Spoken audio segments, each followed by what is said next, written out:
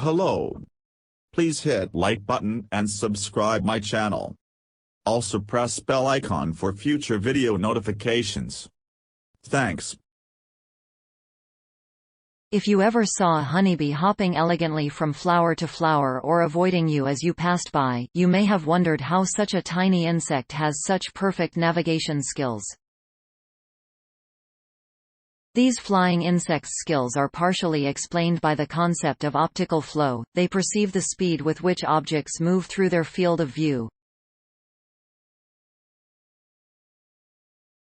Robotics researchers have tried to mimic these strategies on flying robots, but with limited success.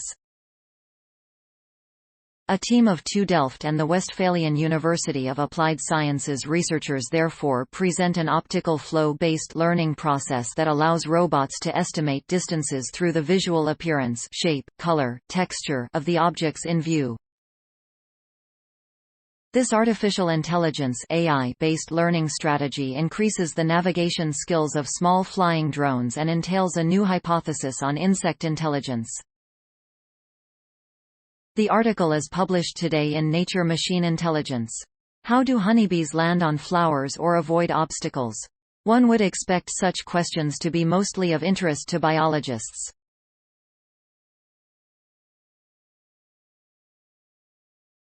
However, the rise of small electronics and robotic systems has also made these questions relevant to robotics and artificial intelligence (AI).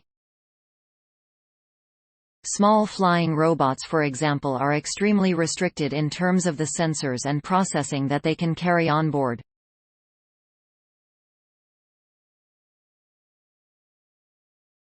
If these robots are to be as autonomous as the much larger self-driving cars, they will have to use an extremely efficient type of artificial intelligence, similar to the highly developed intelligence possessed by flying insects.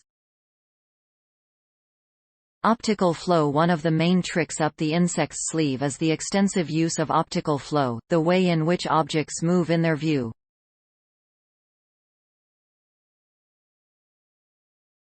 They use it to land on flowers and avoid obstacles or predators. Insects use surprisingly simple and elegant optical flow strategies to tackle complex tasks.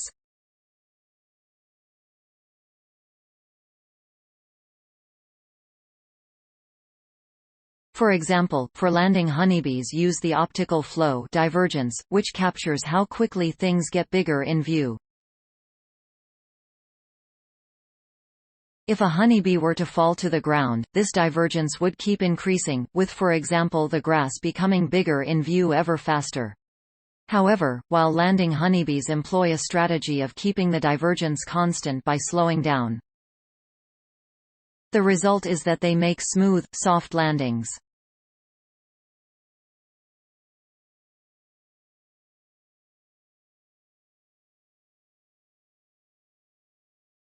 Our work on optical flow control started from enthusiasm about the elegant, simple strategies employed by flying insects, says Guido de Kroon, professor of bio-inspired micro-air vehicles and first author on the article. However, developing the control methods to actually implement these strategies in flying robots turned out to be far from trivial. For example, our flying robots would not actually land, but they started to oscillate, continuously going up and down, just above the landing surface. Fundamental limitations. Optical flow has two fundamental limitations that have been widely described in the growing literature on bio-inspired RO. The first is that optical flow only provides mixed information on distances and velocities, and not on distance or velocity separately.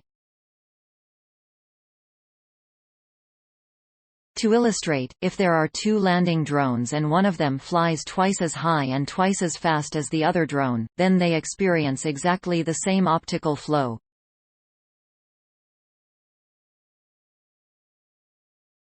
However, for good control, these two drones should actually react differently to deviations in the optical flow divergence. If a drone does not adapt its reactions to the height when landing, it will never arrive and start to oscillate above the landing surface. Second, for obstacle avoidance, it is very unfortunate that in the direction in which a robot is moving, the optical flow is very small. This means that in that direction, optical flow measurements are noisy and hence provide very little information on the presence of obstacles. Hence, the most important obstacles, the ones that the robot is moving towards, are actually the hardest ones to detect. Learning visual appearance as the solution, we realized that both problems of optical flow would disappear if the robots were able to interpret not only optical flow, but also the visual appearance of objects in their environment, adds Guido de Kroon. This would allow robots to see distances to objects in the scene similarly to how we humans can estimate distances in a still picture. The only question was, how can a robot learn to see distances like that? The key to this question lay in a recent theory devised by de Kroon, which showed that flying robots can actively induce optical flow oscillations to perceive distances to objects in the scene. In the approach proposed in the Nature Machine Intelligence article, the robots use such oscillations in order to learn what the objects in their environment look like at different distances. In this way, the robot can for example learn how fine the texture of grass is when looking at it from different heights during landing, or how thick tree barks are at different distances when navigating in a forest. Relevance to robotics and applications. Learning to see distances by means of visual appearance led to much faster, smoother landings than we achieved before, says Christophe de Waegter, researcher at TU Delft and co-author of the article. Moreover, for obstacle avoidance, the robots were now also able to see obstacles in the flight direction very clearly.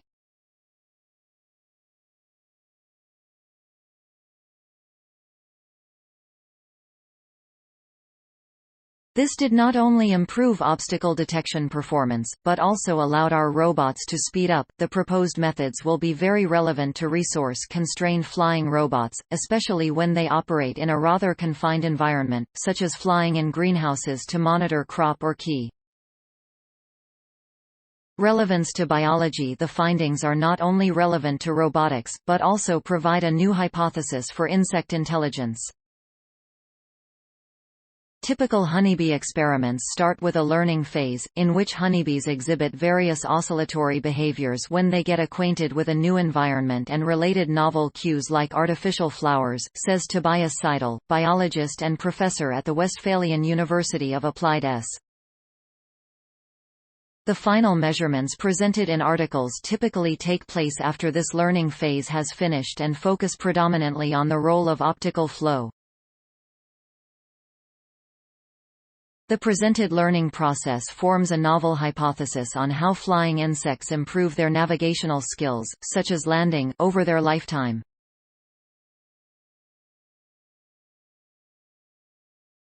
This suggests that we should set up more studies to investigate and report on this learning phase. Please support my channel to grow by pressing subscribe button and the bell icon. We will notify you technological news. Thank you.